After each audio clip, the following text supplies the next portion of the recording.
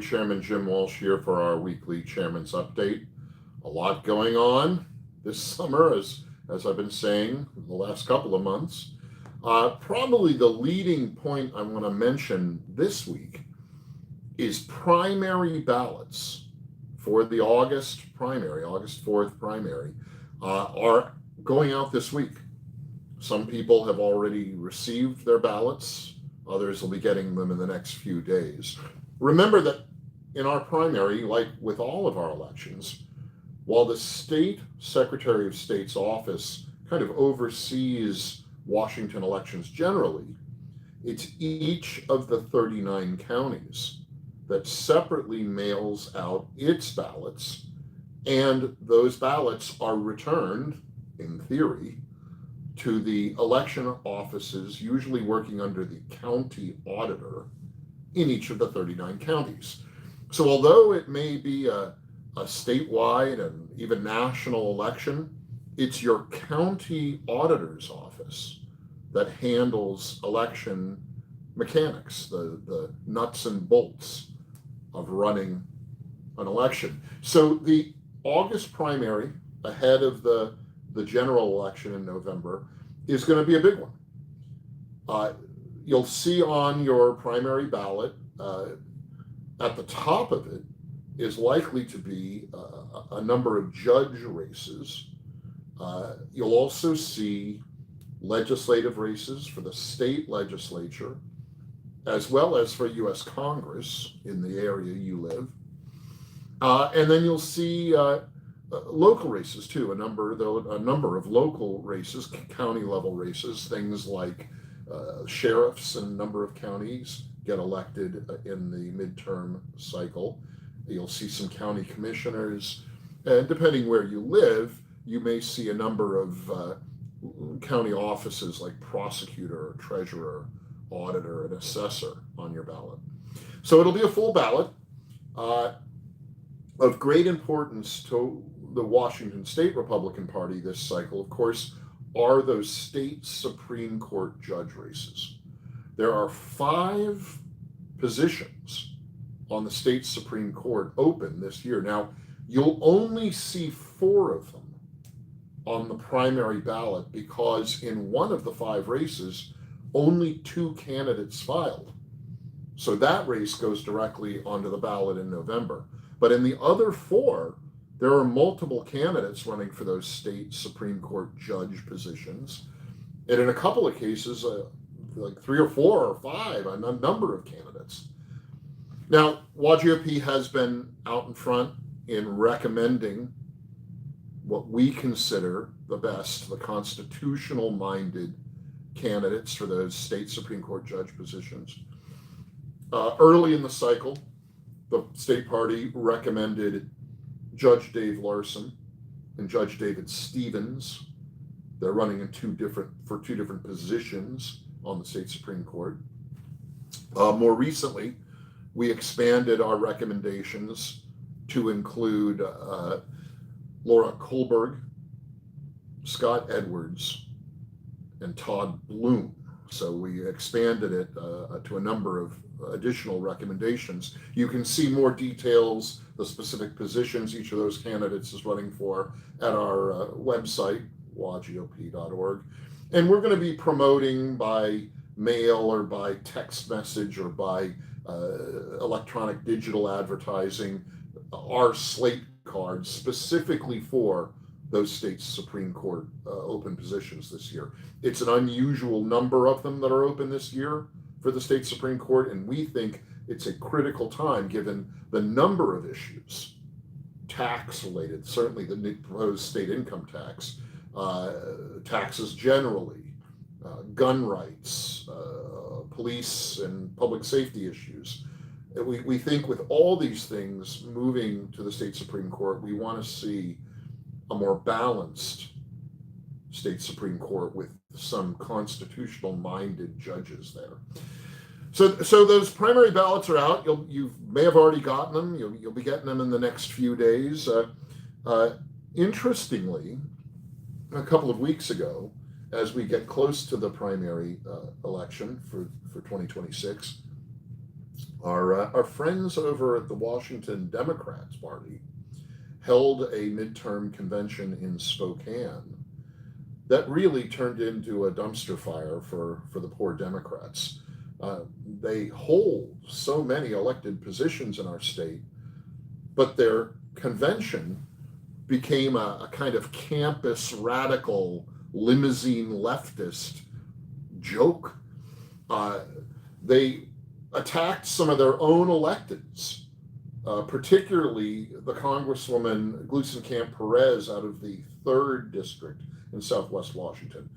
They had a heated debate about censuring her and criticizing their own Congresswoman.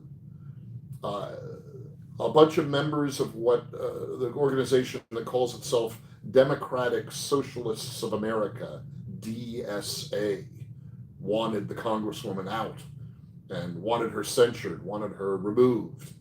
And their proposal to do all that lost, but just narrowly. It was about a 50-50 split among the delegates at the dumpster fire convention.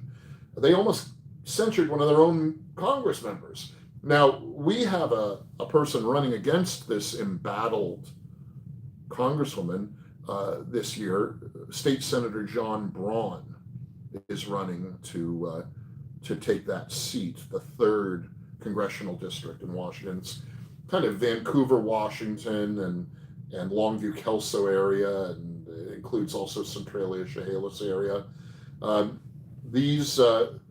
These communities have been poorly served by the embattled Congresswoman, and we believe that State Senator Braun would be a much better advocate for Southwest Washington in Congress back in D.C. So John Braun may be the answer to the Democrats' infighting. Let's just replace the controversial and embattled Congresswoman with a clear-headed, common-sense conservative in John Braun. There were other things that happened at the crazy convention for the WA Democrats. My name came up. I'm sort of their boogeyman. They used me a lot in their fundraising, and a number of their speakers spoke about how I'm fixated on them or I want them out. And it was kind of interesting. As I've said before, I think the Democrats should pay me a royalty check every time they use my name at their convention. One of these deluded speakers was the state school superintendent Reichtel. Now, it was odd that Reichtel was there lambasting conservatives at the Democrat convention because his position is nominally nonpartisan. The state school superintendent is a nonpartisan, supposedly not political position. And here we had this poor fellow who's just been a disaster of a failure overseeing our state schools. As you know, their rankings have fallen, or our rankings for our public schools have fallen in most national ranking systems dramatically.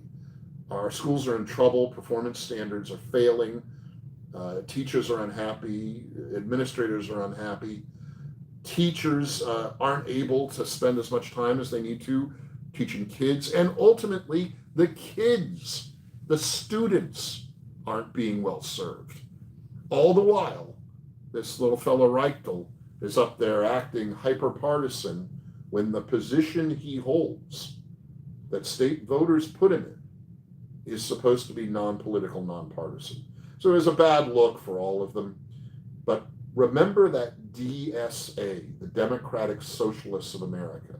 They're sort of like Antifa, but a little more politically engaged.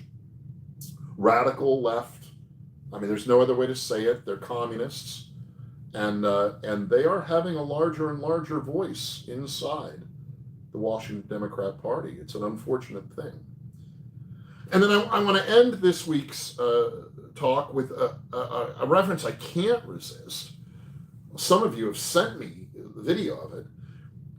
Our featured speaker at our upcoming fall dinner in September is the citizen journalist and young kind of good troublemaker Nick Shirley.